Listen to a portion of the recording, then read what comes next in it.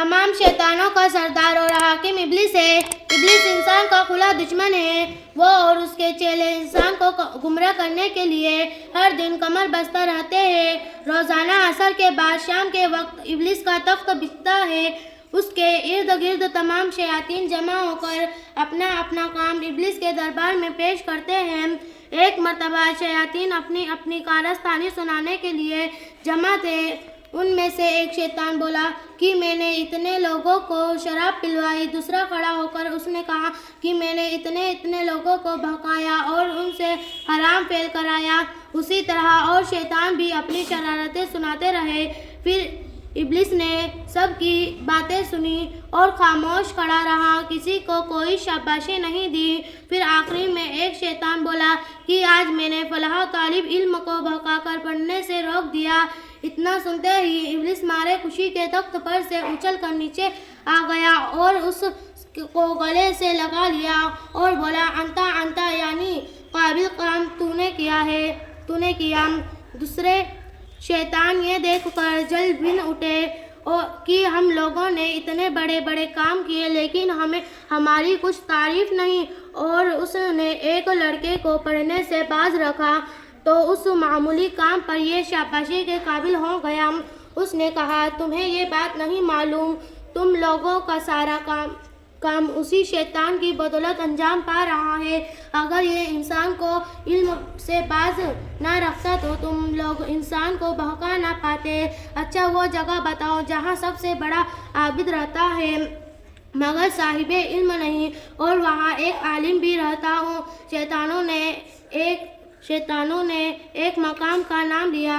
इब्लिस सुबह सवेरे आफताब निकलने से पहले अपने साथ शयातीन को लिए हुए उस मकाम पर पहुंचा और एक इंसान की शक्ल बनकर रास्ता पर खड़ा हो गया।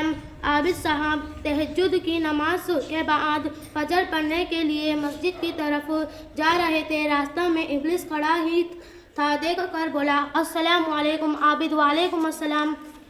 इब्लिस, हजरत मुझे एक शरई मसला पूछना है। आबिद, जल्द पूछो, नमाज को जाना है।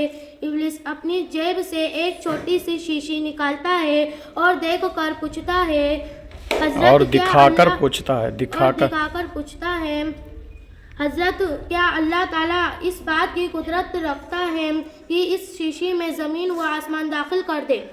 आबिद कुछ देर खामोश होकर सोचता रहा, फिर बोला, कहाँ ज़मीन व आसमान और कहाँ ये छोटी सी शीशी, भला ये कैसे मुमकिन है? इब्लिस, बस हजरत मुझे इतना ही पूछना था, अब आप तशरीफ़ ले जाए। शयातीन खड़े ये तमाशा देख रहे थे। इब्लिस ने उनसे कहा, तुम लोगों ने देखा मैंने उसकी सारी इबादत मलियामिट कर दी। ये आबिद अपनी बेइल्मी की वजह से अल्लाह ताला की कुदरत ही का इनकार कर बैठा। खुदा की कुदरत पर उसका ईमान ही नहीं, अब उसकी इबादत किस काम की?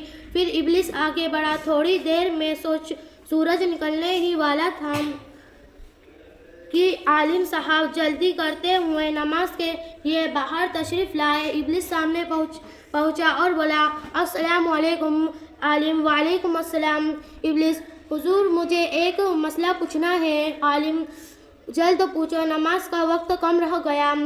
इब्लिस, हुजूर क्या अल्लाह ताला इस अमर पर कादिर है कि आसमान व ज़मीन को छोटी सी शीशी के अंदर दाखिल कर दे? आलिम, मालूम तू इब्लिस मालूम होता है। अरे मरदूद, ये शीशी तो बहुत बड़ी है। अल्लाह रब्बुल इज़्ज़त ऐसा कादिर है कि अगर चाहे तो करोड़ों आसमान व ज़मीन एक सुई के नाक के अंदर दाखिल कर दे। कुरान मजीद फरमाता है, इन्नल्लाह अला कुल्लि शैइन क़दीर, यानी बेशक अल्लाह सब कुछ कर सकता है।